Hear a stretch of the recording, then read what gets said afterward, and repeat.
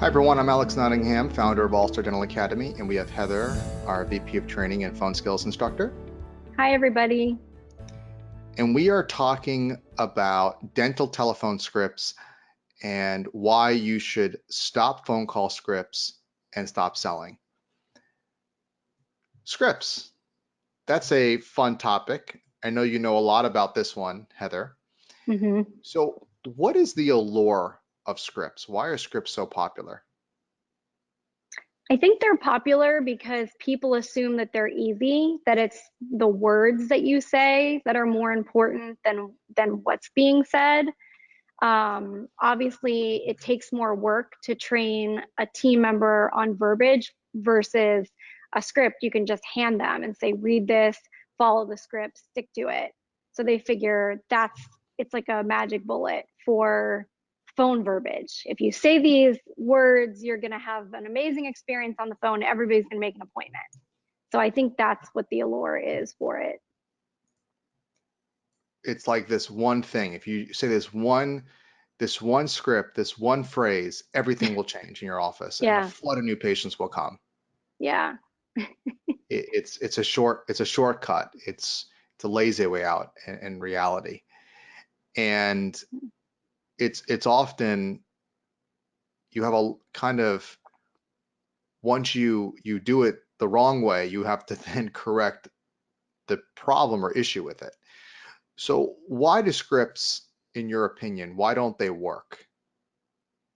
Well, the main reason is that it sounds scripted. It doesn't sound genuine. Each person has a different personality. It's also not just the words that you're saying, but how you say it. It's the inflection, it's the tone, tonality, all these different things. And I think patients can tell that it's not genuine. I mean, if anybody's ever called like AT&T before, or I know dental team members, if you called an insurance company before, and you get somebody and they're just so obviously reading off of a script, and you ask them questions that are a little bit outside the box, and you can tell that they're just reading you the same thing over and over again, it's very frustrating and it doesn't seem real, and there's not that personal connection. So that's, I think, the biggest problem is that it's not genuine. It sounds scripted essentially. So And they're deceptive too, because when I would call and speak to somebody, let's say it's AT&T or Google or whatever, and we know we've been outsourced because the accent is hmm foreign, and that's okay. Nothing wrong with that. I hmm just can tell that it's outsourced. And they'll say things that at first put me at great ease, and they're great hmm verbiage. They'll go, I can definitely help you with that, and we will resolve that during this hmm call. Don't worry. Don't worry, hmm whatever. But Yeah. they don't resolve it. And Right. so it's good verbiage. It's kind of like, and I think we mentioned this before in one of our talks. It's kind of when we like to watch The Office with Michael Scott. What's his hmm name? The actor who I plays don't him. remember now. We forget his name. Anyhow, he goes to Steve this Carell. Steve Steve Carell. He Carell. goes to his Yeah. board meeting, and the company is Dunder Mifflin is losing money. They're going to go bankrupt. And then he decides to tell everybody at the meeting, we are going to fix this. We're going to come up with a 12-point plan in 5 minutes or 20 minutes, and you're going to make 48 all point plan. 48 plan. And they're screaming, he starts 12-point plan. They're screaming, oh, no, 48-point plan, and we're going to get it done. Yay. And they're all screaming and, they're excited. And he wasn't able to deliver. It's a much like politics too. Why most people are very negative about politics, whatever side you choose, because they say things and they never do it, or they say thing once and the other. So the problem is you got to be careful what you're saying. It sounded scripted. And if you're saying or conveying great customer service, but you don't deliver on that, then that can make it worse than to begin with. Because if you're, what was that commercial that we've seen where they say, oh, we're just okay. Yeah. Oh, so there was one where this doctor comes in and he's like, oh, I just got my boards reinstated again. And he's like, oh, the patient's like, I'm nervous. And the doctor's like, oh, I'm nervous too. And they're like, Yeah. there's a tattoo artist example where the guy's doing tattoo work and he goes, oh, I'm a whatever tattoo artist. He says, oh, you're the best tattoo artist. He's like, no, I'm just. So he's saying Just the whole okay. point of the commercials that we're just okay. But at least if you're just okay, you're saying you're just okay. And there's this whole idea of under promising and over delivering versus when you say a script that has been designed potentially for a high impact office and you are under delivering and over promising, that can be tremendously problematic. And that goes to the idea of the sales approach and why it doesn't work so well, because with sales, again, we're using manipulation tactics and things that may work at first because it's human psychology when you use these words that, like, I can help you and I will help you and we're going to solve this. But when you don't, it's a big letdown. When you Mm, say people, you take their insurance and you come in and you really don't take their insurance, that's a big letdown. mm-hmm. And it's just unethical, it's mean, it's horrible, and it doesn't work. Yeah. So that's some things too important. And the other thing as well is who's teaching you these scripts? Who created these scripts? Were they from a sales trainer, a marketing company?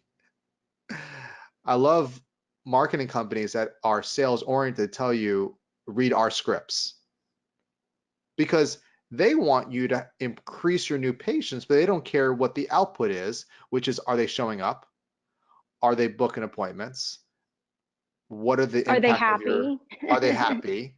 Because they've done their job. They got an appointment made. It doesn't matter that they don't show up. That you have to be careful and look beneath what is being presented. It's that BS meter you have to kind of develop when it comes to that. And a lot of people are giving you scripts or training. You have no experience in business doing it. What are their backgrounds? Okay. What position do they work? So if somebody never did it and never really answered the phone and they're telling you these things, and not just answered the phone, but did it, and I'm pointing to you, Heather, because you've done it for more than a decade. It's one thing if it's like your side job is to answer the phone Mm, and it's happened, you do. But if it's something that you are a master at, you get a different level of understanding.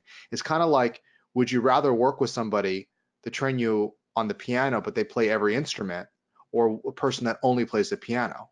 Who do you think has a deeper degree of mastery? So where are you getting the scripts from? right. How are they being implemented? Are they sales based? These are all things we want to be wary of and why they don't work. And it's not even the length of time doing it because, yes, I did it for a long That's a good point. time. There's a lot of team members, and I'm not knocking anybody because, experience is amazing to have. And I believe that you learn things over time. But there's a difference if it's focused to improve, if the person is always focusing to improve themselves and evaluating themselves and training and listening to things versus just doing it for a set period of time. Because I could do I've been driving for longer than I care to admit, but you'll say when you're in the car with me, oh, you're a terrible driver sometimes. And that's true, but I'm not practicing to improve myself. I'm just driving for the past however many years. It's right. If you're doing the same thing wrong for 10 years versus, Right. and I think it's also the philosophy is very important of what you're looking to do. If you're looking for a quick fix, if you're looking for just you want to get them off the call in a few minutes, if you're not looking for the patient experience and the brand, do scripts, do sales training. That may work well for you. If you're not worried about negative reviews and doesn't bother you, it's a machine you're building and the human component is not as important. It Right. doesn't feel good to me, but I don't want to be judgmental whereby that's bad. So when I Mm-hmm. say it's bad, what I mean it's bad for my perspective of how we should train. I'm more of a holistic approach, more of a long-term approach, building a great brand and business. But if it's, look, you don't expect great customer service from Walmart. That's, you're getting low price and that's what you're getting. And that's okay because that's what they invested in. It's like one of our coaches, Heather, said, you can't expect a donkey to be a racehorse. Mm-hmm. It's what it is. But if you are looking for great customer service, if you're looking to be the best, you do what the best do and you choose accordingly and you look behind the marketing blah and get to the And that's what I always say to people. When you're making a decision on who to work with, whether it's what we do with this online training and coaching or anything, start with the heart, start with that felt sense. What does it feel to you? Do you feel warm and fuzzy? Does this feel right to you, their philosophy? And if it doesn't, don't do it. Dentists, so much, and myself included, we start here and we're not going here of how it feels, because we have the ability to our unconscious whatever, and this is not woo-woo stuff. This is science-based research that shows that we are able to make decisions with our whole body that is much quicker and more depth than our mind. We already get this Mm. kind of felt sense before we know. And I'll tell you, you all will be shaking your head. Yes, you've done something where you felt it was wrong in your whole body. You still did it because you talked yourself out of it, and it went horribly wrong. And you said, why didn't I trust that gut? Or trust my wife in that case. So I would listen. Okay, I Yeah. digress a little bit. Back on the point. So instead of scripts, we are big fans of what, Heather? Verbiage. Verbiage. So what's the Hmm. difference between verbiage and a script?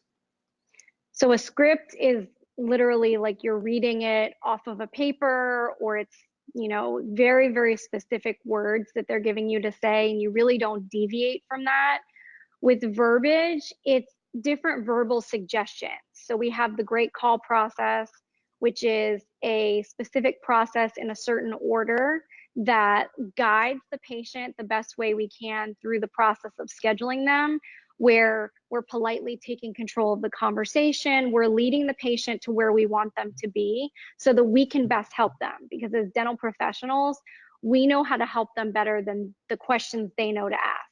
So instead of going through this script, we're essentially following a process where we're walking them through it, and it puts us in control of the conversation.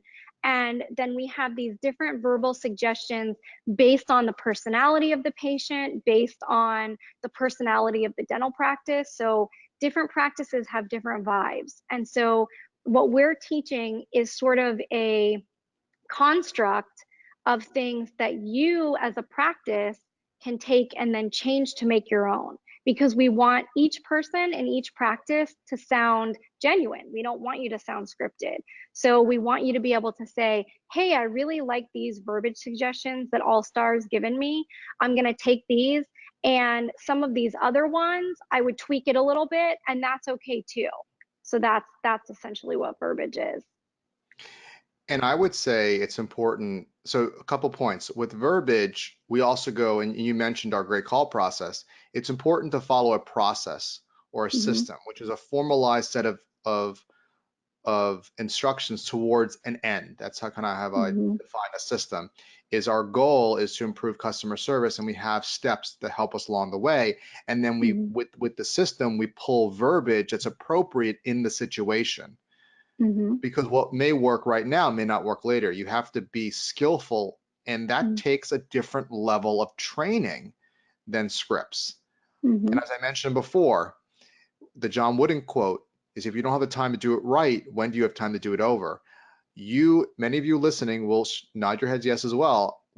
So many things, we try to shortcut it, and it may work for the short term or not work at all. And we have to then fix the mistake we did. So, what Mm-hmm. Heather, which is also my wife, for those who don't know, she's always saying, Alex, why can't you just do it right the first time? We've got through all this stuff. So that's kind of my MO. I guess we learn that way. So the system's very important. We also want to be mindful that we want to customize it to your own. So many dentists tell me that we're special, our office, and you are special, and you are different. And the verbiage will adjust based on inflections, where you are in the country, your clientele, Mm-hmm. accents, all these things. And I think you have to make it to your own. We provide verbiage instructions in our program, or recommendations, but you should feel free to change them that fit. And I think it's very important to customize. Mm-hmm. So the next step is action steps, essentially. What are our next steps when it comes to verbiage, scripts, so on? We're not doing scripts, we're not doing sales, we're doing verbiage. Think Mm-hmm. about, what is your outcome? What is it that you want to achieve? In the blog post where I talk about decision making. Do I want to make more money? Do I want to save time? Do I want to reduce my stress? What's my outcome? Freedom, enjoyment of life, looking forward to coming into the office. All that has to be in your mind when you make a decision. We want to learn following a process or system, and choose a system, as I talked about, based on not just your head, but your heart and what feels right, what I call the felt sense, or what is called the felt sense by the research. Then from following the system, ours happens to be the great call process. So students that are listening will follow the great call process, or those that sign up will follow the great call process. And then you want to develop verbiage or use verbiage that supports that, and customize that, and role play, and train, train, train. Heather, you like to always say, always be closing, always be training, rather than always Yeah. be closing. We don't do always be Yeah. closing ABC, we do ABT, always be Yeah. training. Yeah. And stick with it. Perseverance, grit, little by little, stay the course. Those are all really important outcomes that we want to put into play as we develop our verbiage, as we develop our way to, again, outcome, answer phone calls in the highest level of customer service in a way that Mm-hmm. we're all on the same page, that improves our life, right? Mm-hmm. Am I missing anything? I don't think so. Mm-hmm. Again, I'm a big fan of next steps. All-star students, keep doing what you're doing. It's great. And keep refining, always practice, always be training. For those that aren't all-star students, you're always welcome to sign up, but I'm more of a fan of that, not pushing you to do anything, because I want you to come to your own conclusion. I want you to feel in your own heart what's best for you, and not make this into a sales pitch. So we always provide lots and lots of free education. Because I know dentists take a long time making decisions, even if I make it very clear. And that's in general. I can show you right now why it's really clear you got to do X, Y, and Z, but it's got to come from you. You have to go through that process. And so I'm really certainly, what I'm told is our webinars. We have multiple webinars, but I'm going to point you to the Dental Practice Excellence webinar, which is a great webinar that will give you some verbiage on phone skills. Right there, you'll see verbiage, you'll see the great call process in play to give you a sense of how this all works together, and help you on your journey of improving customer service, improving phone skills, and improving your life. So that's allstardentalpractice.com is a quick link to that webinar. I'll also include the links wherever you find us, whether you're watching us on YouTube or the podcast that on iTunes, or whether you're reading us in the blog. It's all going to be there and give you lots and lots of free training, lots and a lot of great stuff to help your career and reduce your stress. So until next time, go out there Got there and be an all-star. an all-star.